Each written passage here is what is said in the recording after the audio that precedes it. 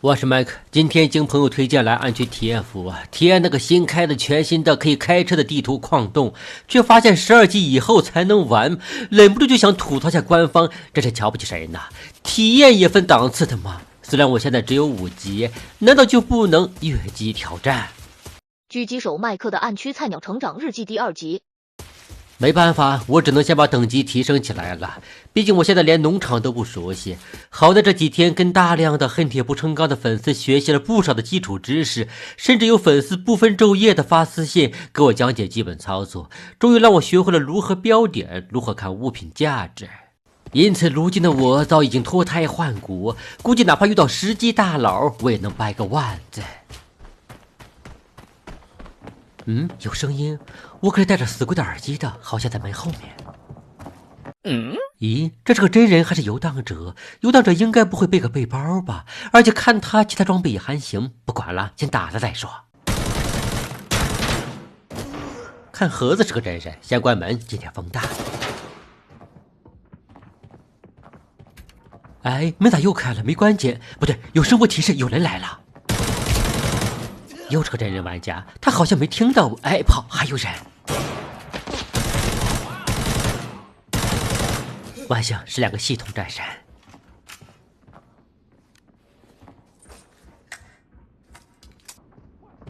听，又有人来了。这个鬼地方怎么人流量这么密集？莫非这个房子里藏着什么秘密？稍后得去找一下攻略瞧瞧。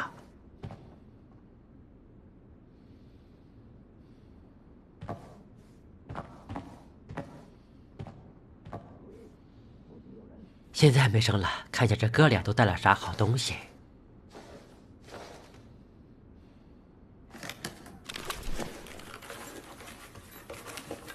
是个7级玩家，他也戴了耳机，可为啥没听到我的到来呢？我想应该是他大意了，以为来的是游荡者，从而得到了这种悲惨的下场。他带了一把和我一样的武器，我记得价格是7000左右，这对于我这种家境贫寒的玩家来说，绝对属于巨款行列。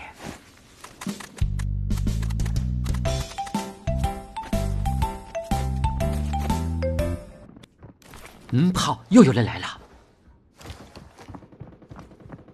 离我们很近，小心！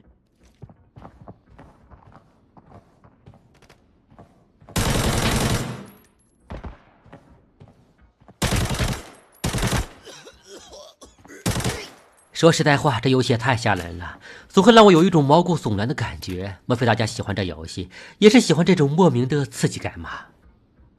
再确认一下弹匣情况，这是我目前还不习惯的地方。看不到剩余弹量，不如吃鸡游戏那样的直观。这是个8级玩家，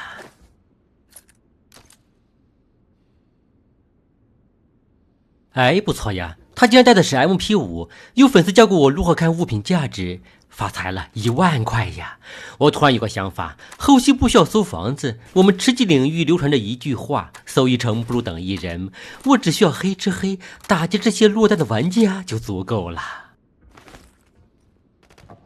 明确了下一步的行动目标，我双眼炯炯有神，就似人生有了方向，有了发财致富、走上人生巅峰的远大理想。外面再次传来了枪声，但对于我来说，这就相当于金条相互碰撞的美妙声响。此时我2把枪都压满了子弹，自此依然踏上了打劫这条不归路上。刚才听到的枪声就在这个方向来着，应该就在附近了。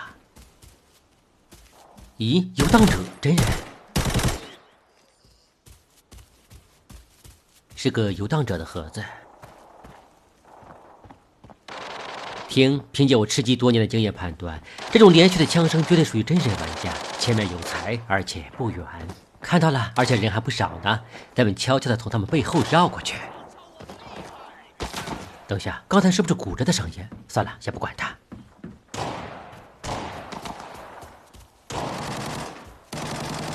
发大财了！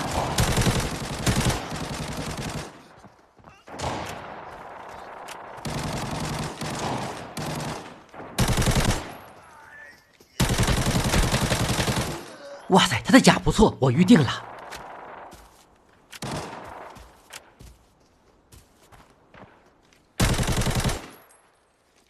对了，我还有手雷来着。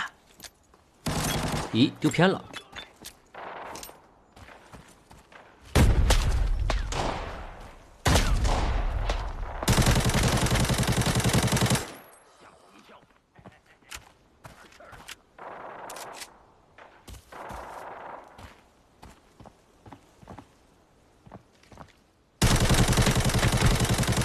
这是个游荡者。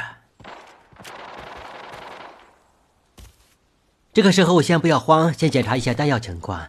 可以看到我弹挂里面的弹匣已经见底了，必须都用满的替换下来，否则交战中途没弹了，怪尴尬的。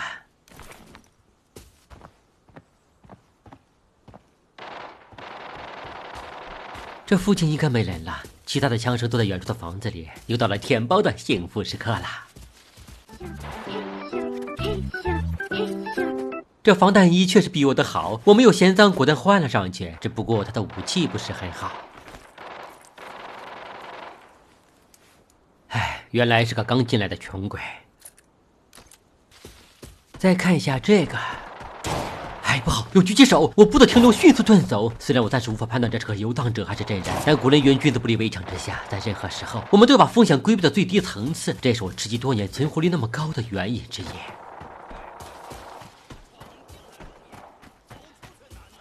啊，忘记了，这不是吃鸡。我再次听到一声骨折的声响，只能停下来暂缓一会儿。这种真实的伤损系统太令我不爽了，感觉都不能愉快的打架了。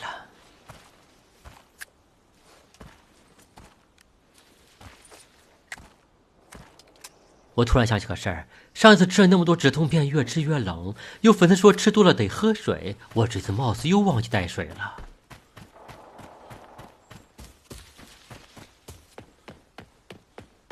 糟糕，是个死胡同，我现在得赶紧撤离了。背包已经满了，今天抢来的怎么也得有几万块了吧？老话说得好，人心不足蛇吞象，我们一定要抵御住那种发大财的诱惑，细水长流才是真。标记好了撤离地点，接下来我就要在这交战声的掩护之下穿越这片危险之地了。但为什么交战声停了呢？莫非已经发现了我？哦，不能走窗户，玻璃破碎时会引来敌人注意。哎，看起来又要绕回去，重新找一条路了。主要还是玩得少，不熟悉地图啊。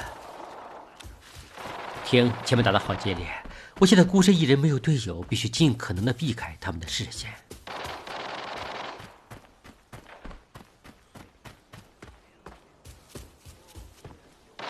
贴边走，就像我们单人4排吃鸡鸭独边一个道理，肯定要比走中间更加安全。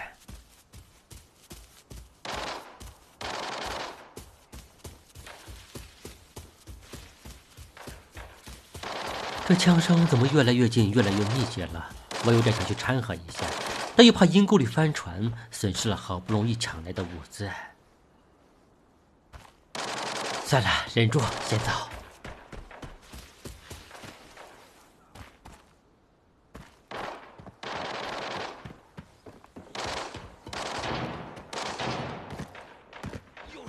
不好，早有游荡者。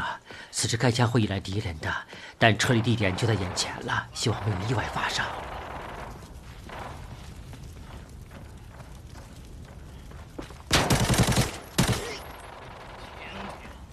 又有人有去无回。我没有迅速撤离，而是先观察了一下四周，因为之前在撤离地点看到过躺在红烟中的盒子，在终点被留，应该会十分的难受，想哭吧。果真有人，只差2秒了，你不要惹我。终于安全了。本次行动总共收获4万5，虽然不多，但这趟却让我从5级直升7级，还是挺值得的。这个是淘汰信息。一共灭掉了4个特遣队员，只可惜有个盒子没有来得及填。那么接下来，我准备发挥我的特长，只带一把单发狙进去再抢一轮，毕竟那才是我最擅长的玩法。咱们下期再见。